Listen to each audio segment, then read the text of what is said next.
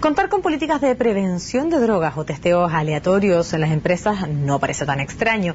Esto considerando que según un estudio de Global Partner, un 10% de los empleados de compañías que no cuentan con esas medidas dieron positivo en pruebas antidrogas. Pero queremos conversar más sobre este tema y para eso nos acompaña aquí en CNN Chile el gerente general de Drug Free Workplace, Eduardo Solís. Gracias por acompañarnos, Eduardo. ¿Cómo está? Gracias, Macarena. Buenas tardes. Buenas tardes. En primer lugar, ¿de qué trata el programa que ustedes llevan adelante ahora en nuestro país? El programa Drug Free Workplace es una adaptación de un modelo americano. Estados Unidos lleva más de 25 años abordando esta problemática en el contexto laboral.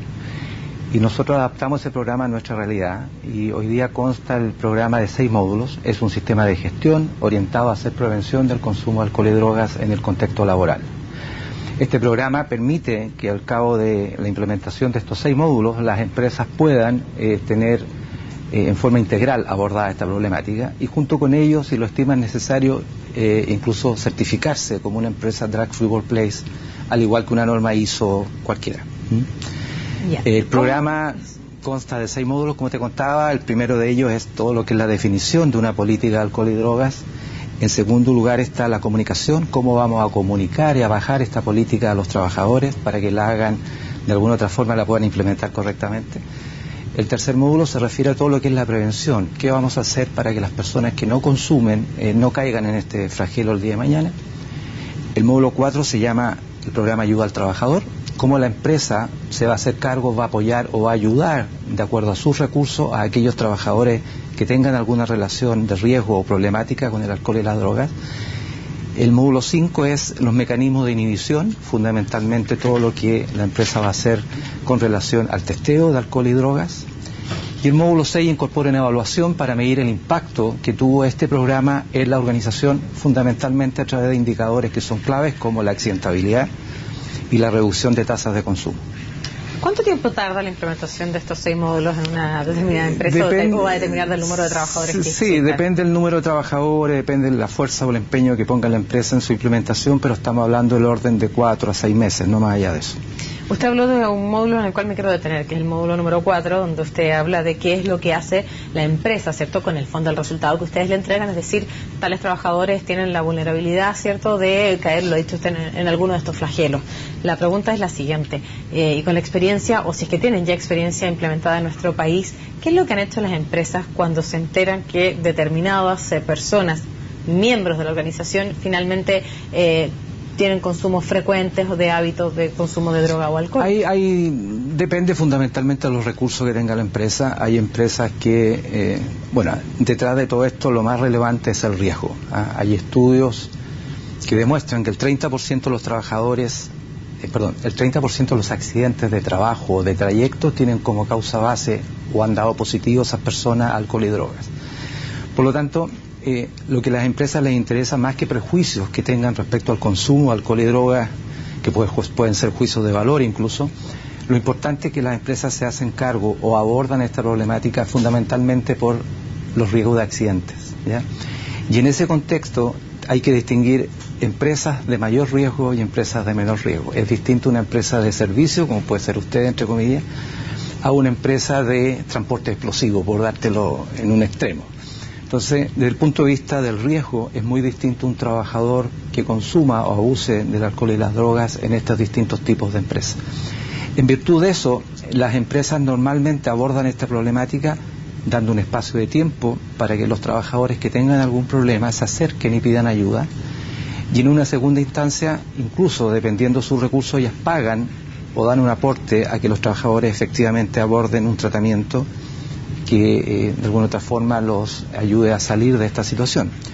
Y hay otro extremo, empresas que dicen, oye, dado mi riesgo o mi actividad, yo no puedo correr el riesgo, valga la redundancia, de tener trabajadores que en cualquier minuto, producto de este consumo o de esta situación riesgosa, implique que yo tenga un accidente grave. Y en ese caso muchas de ellas desvinculan. Bueno, eso parte de lo que usted nos explica, pero ¿ustedes ya implementan este plan en nuestro país? Sí, tenemos varias empresas que han implementado el programa y lo relevante de esto, Macarena, es lo siguiente. Nosotros hicimos un estudio que lo lanzamos la semana pasada, antes del 18, en que llegamos a establecer alrededor de 5.500 test.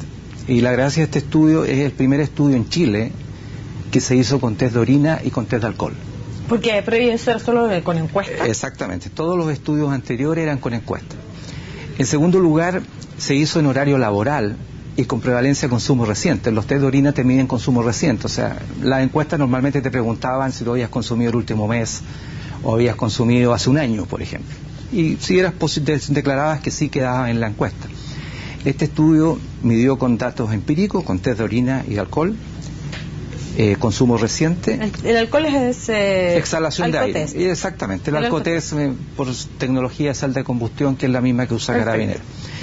Y lo tercero y lo más relevante es que nos permitió separar tres grupos de trabajadores. Aquellas empresas que no hacen nada, entiéndase por hacer nada en relación a alcohol y droga, no hacer capacitación, testeo, charlas, nada.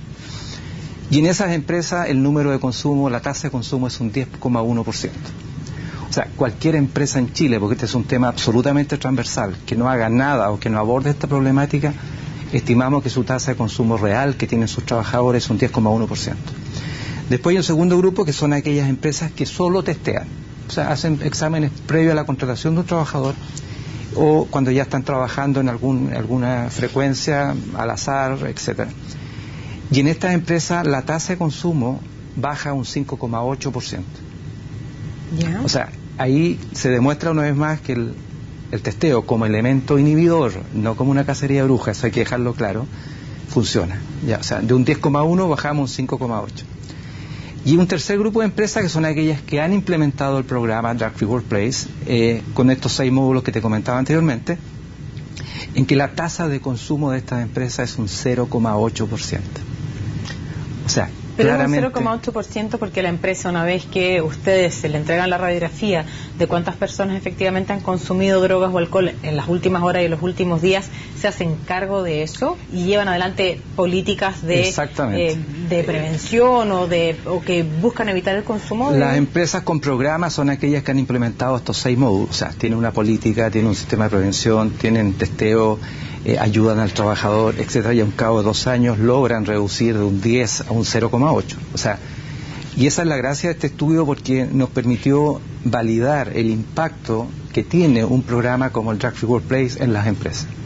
O sea, de verdad, una empresa hoy día que no hace nada, pasar de un 10,1 a un 0,8 con la implementación del programa, es un éxito no solo desde el punto de vista de la empresa, que permite reducir sus tasas de consumo y por ende su exposición a riesgos de accidentes, ese tipo de cosas, sino que además, y hay que decirlo, hay un rol social, empresarial importante, está ayudando a la comunidad, etcétera. Ahí tiene muchas externalidades positivas este programa. ¿Ha pasado que cuando ustedes transparentan, cierto, la información de los trabajadores que en este caso han consumido drogas o alcohol en las últimas horas, ellos son desvinculados de la compañía? Pasa en algunas compañías cuando ellos tienen definido en su política o incluso a nivel de legislación. Te doy, por ejemplo, una empresa aérea. Una empresa aérea, si un piloto da positivo a alcohol o drogas, eso es causal de delito. O sea, no es solo infringió la política de la empresa, por lo tanto es un delito. O sea, está penado con prisión en grado menor incluso. Entonces, depende cada caso. Por un lado tenemos empresas de alto riesgo, como son la línea aérea, por darte un ejemplo, y otras que eventualmente ayudan o eventualmente vinculan, dependiendo su definición en la política. Y para nosotros es súper importante que los trabajadores internalicen esta política, que ojalá sea consensuada con la empresa, porque al final de cuentas detrás de esto lo que hay es educación, hay cultura organizacional. O sea, no sacamos nada de sacar decretos o formas que en definitiva, si los trabajadores no la internalizan y no cumplen con ella. Por ejemplo, si yo soy un conductor de un bus interprovincial y yo voy a ver un médico y ese médico me receta un psicotrópico, ¿qué hago? O sea, desde el punto de vista de la ley de tránsito, yo no podría manejar. Pero desde el punto de vista de mi trabajo, ¿qué tengo que informar a la empresa o no tengo que informar? En circunstancias que es un tema absolutamente personal, porque yo no tengo por qué informar mis patologías exactamente. Claro. Pero hay un tema de autocuidado, o sea, decirle al empleador, ¿sabes qué? Yo estoy con este fármaco y si yo conduzco un bus más de 8 horas, la probabilidad que me quede dormido es alta.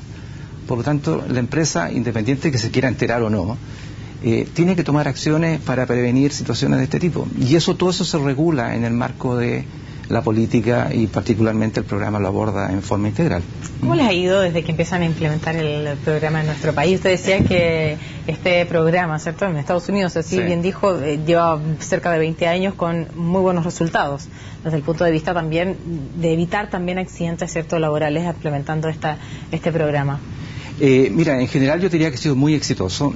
Las empresas que te mostraba este estudio, hicimos seguimiento al cabo de 3, 4 años, han reducido su tasa un 0,8%. Pero más que la tasa, al final la gente ha entendido que no es normal trabajar bajo la influencia del alcohol y las drogas. O sea, y de hecho ahora que está tan de moda la ley Emilia que salió, que no es otra cosa que la modificación de la ley de tránsito. Claro, uno dice, oye, ok, estamos controlando alcohol, se cambiaron las penas para el alcohol, pero la ley de tránsito incorpora los estupefacientes y los psicotrópicos. Entonces, la pregunta que uno debería hacerse, oye, ¿qué se está haciendo para controlar el consumo de fármacos y psicotrópicos en carretera, en la ciudad, en los buses, etcétera? Yo creo que ahí hay un tremendo tema que tenemos que abordar y yo tengo entendido que se está trabajando en ello. Bien, pues señor Solís, gracias por acompañarnos Gracias esta tarde a ti. aquí en CNN Chile. En tu nombre, gracias a ti.